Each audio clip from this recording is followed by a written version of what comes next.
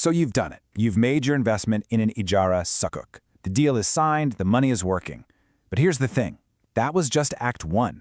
What we're going to talk about now is the rest of the story. What happens after the big launch and how your investment is actually cared for day in and day out. It's a fantastic question, isn't it?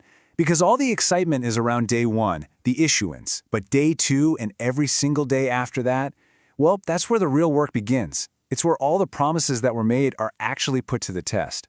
So what's really going on behind the curtain to protect your money? And the first thing to get your head around is this. A sukuk is not a set it and forget it kind of deal. Not at all. It's a living, breathing operation. You've got rent being collected, maintenance that needs to be done, insurance to keep up with. It needs constant, careful attention. Now, the system that keeps all those moving parts humming along smoothly has a name. It's called governance. And I know, that word can sound a little stuffy, a little corporate, right? But for you, the investor, it's actually one of the most important and honestly simple ideas to grasp. Because at its heart, governance is just a promise-keeping system. That's it. It is the entire framework that makes sure the asset is being managed correctly, the rent gets paid on time, and your returns are calculated and sent out exactly like they said they would be in the contract you signed.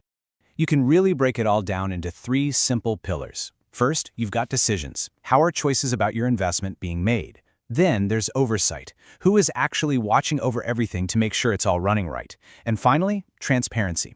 And this one's huge. How do you get a clear, honest look at what's going on? All right, let's zoom in on that second pillar, oversight. Let's look at how this whole watchful eye thing actually works in the real world, because this is the active day-to-day work that protects your capital.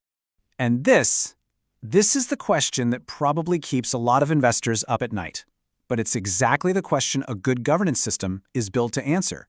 Because let's be real, once an investment is out in the wild, things can and do happen. I mean, just think about it. What happens if the rent is a week late? Or the air conditioning in the building breaks down? What if somebody just forgets to renew the insurance policy? These might sound like little hiccups, but if nobody's watching, they can snowball into massive headaches really fast. So, who's doing all this watching? Well, meet the servicer. This is the answer to that who is watching question. Think of them as the ground crew, the property manager for your investment. Their entire job is to be the hands-on, day-to-day manager, making sure everything is running like a well-oiled machine. And they're not just winging it, right?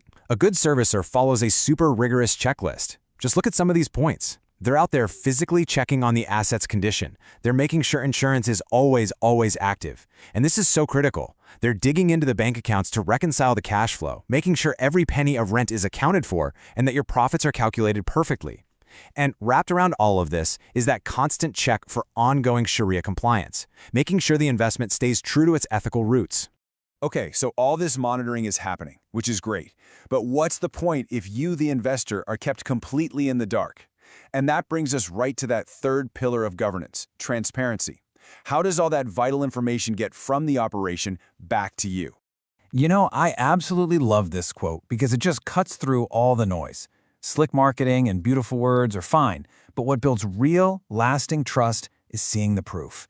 It's getting those clear, consistent, honest reports that show you how things are really going. So what should you be looking for? Well, at the very least, you should be getting regular reports on rent collection, a super clear statement showing how your profit was calculated, a quarterly update on how the physical asset is doing, and, of course, that annual report confirming its Sharia compliance. These documents are your window into the health of your investment.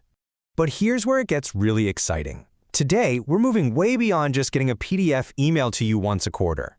Technology is completely changing the game here, making transparency instant and putting it, quite literally, right at your fingertips.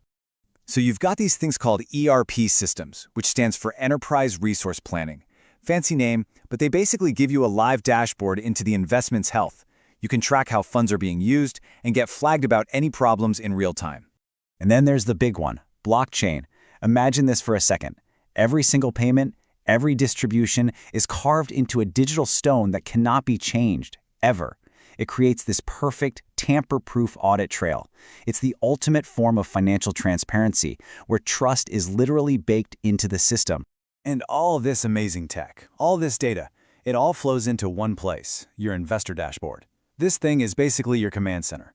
With just one look, you should see the asset status, whether rents are paid or overdue, when your next payment is coming, what your insurance status is, everything.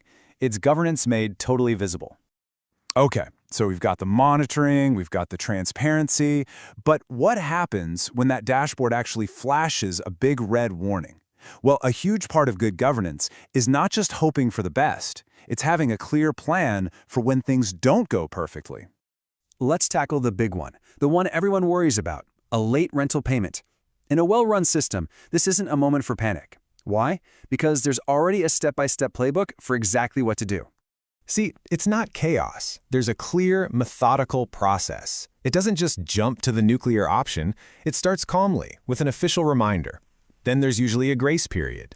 If that doesn't work, things escalate to, say, trying to work out a new payment plan. It's only after those steps fail that the more serious clauses in the contract kick in. And every single step is documented and shared with you.